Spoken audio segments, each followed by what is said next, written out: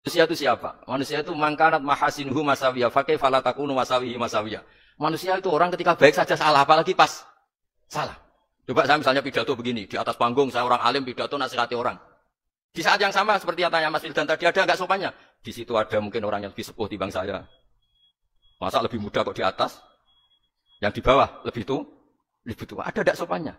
Mau nggak pidato disuruh, mau di atas disuruh, nggak sopan sama yang. Tapi misalnya yang paling sepuh pidato nggak pernah ngaji kok pidato terus gimana? Artinya ketika kita baik saja ada salahnya, apalagi pas salah. Sebab itu ajaran Rasulullah itu suruh berdoa Rabbana dzolamna anfusana. Sebelum minta itu merasa ya Allah kita ini mendolimi diri kita sendiri. Karena dalam pilihan-pilihan itu pasti ada salahnya. Coba misalnya Anda bangun masjid habis 2 miliar. Yang harusnya 1 miliar sudah jadi. Terus nanti suatu saat ketemu Allah ditanya. Itu ada orang miskin, fakir miskin, yatim. Andai kan kamu sumbang 1 miliar itu sejahtera semua. Gara-gara kamu bangun masjid terlalu mewah.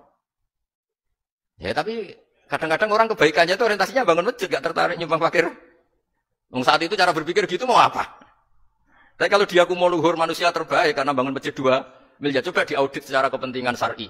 Penting mana dengan ngasih makan fakir miskin? Penting mana dengan menikahkan janda misalnya? Penting mana dengan pendidikan? Apa artinya masjid mewah orang nggak tahu halal haram, nggak tahu najis, nggak tahu cara sesuci, nggak tahu cara adzan yang benar. Terus penting mana untuk beli kitab sama dipakai masjid? Apa artinya beli kitab apa tapi nggak makan? Penting mana makan sama beli kitab? Ada auditnya. Makanya manusia itu ketika baik pun disuruh istighfar. Apalagi ketika salah. Nah dengan perasaan seperti itu, kebencian pada orang lain luluh. Karena potensi baik pada orang lain ternyata tinggi. Dan potensi salah ke kita juga tinggi. Nah dilatih gitu. Jadi di Ihya itu ada kitab tawaduk. Kitab tawaduk itu dilatih. Ketemu orang tua. Gua aksaru ibadatan. Dia mesti ibadahnya lebih banyak. Karena lebih tua dibanding saya. Pasti sholatnya lebih lama dibanding saya.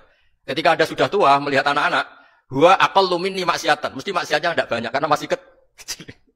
Terus ketika melihat orang fasik maksiat, la'alla wa yatubu alaih, fa inna wa tawwabur rahim. Mungkin Allah memberi tobat, bisa saja.